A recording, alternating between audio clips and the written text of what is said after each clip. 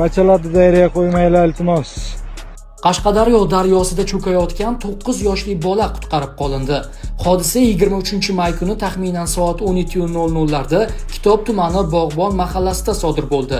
9 yoshli bola velosiped minib ketayotib, muvozanatni yo'qotishi oqibatida Qashqadaryo daryosiga tushib ketgan. Buni ko'rgan bolaning akasi yon atrofdagilarni baland ovozda yordamga chaqira boshlagan. Bolalarning ovozini daryo yaqinida istiqomat qiluvchi Favqulodda vaziyatlar vazirligi xodimi mayor Husniddin Sharopov eshitib qolgan va zudlik bilan daryoga sakrab bolani qutqargan. Hozirda bola uyida, ahvoli yaxshi holatda. Mayor Husniddin Sharopov Kitob tumanidagi qutqaruv qismlarining birida guruh komandiri lavozimida xizmat qiladi.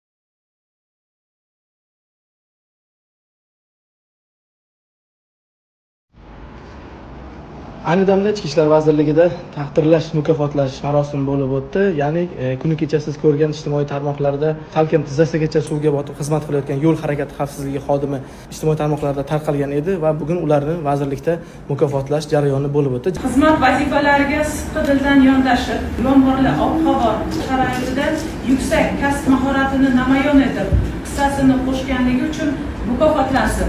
A'lo xizmatlari uchun ko'krak nishoni bilan katta serjant Rustamov Danyorbek Ulug'bek o'g'li. Tabriklaymiz.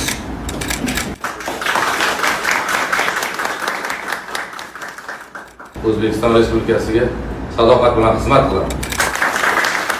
Siz bularni ijtimoiy tarmoqlarda ko'rdingiz, ular ham Navoiy viloyatida bo'lib, ya'ni sel xavfi yuqori bo'lgan hududlarda kirib, mashinada qolib ketgan fuqaroni ham qutqarish ishlari davom etdi. Hurmatli vazirlik musavvir katta Sezim Mustafoyev taqdirlanish uchun keldi.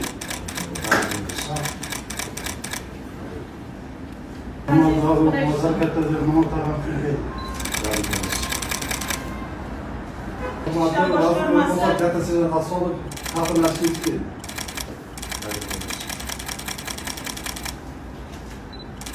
O'zbekiston Respublikasi sadoqat bilan xizmat qilaman. A'lo xizmatlar ko'krak nishoni bilan taqdirlandim. Toshkent viloyatiga qaratilgan ichki ishlar organlari xodimlari barchamizga berilgan e'tibor, ishonch, men bilan birga xizmat olib borgan ijtimoiy tarmoqqa chiqmay qolgan xodimlar ham bordi. Qolgan hamma barcha xodimlar o'sha kuni suv bilan kechib xizmat borgan edi. Kelgusida vatanimga, xalqimga sidqidildan xizmat qilaman. Biz ichki ishlar organlari xodimlari har qanday vaziyatda jangovar yashaymiz. Tabriklayman akalar. Turganlar bolaga kitob berib, bola o'qish o'qiyotgan dunyolardan bexabar, yolg'izlik topmay xabar. Bolaga kitob berib, qing'ir yo'lga kirmasdan, peshonaga urmasdan, kimdir pichoq bermasdan.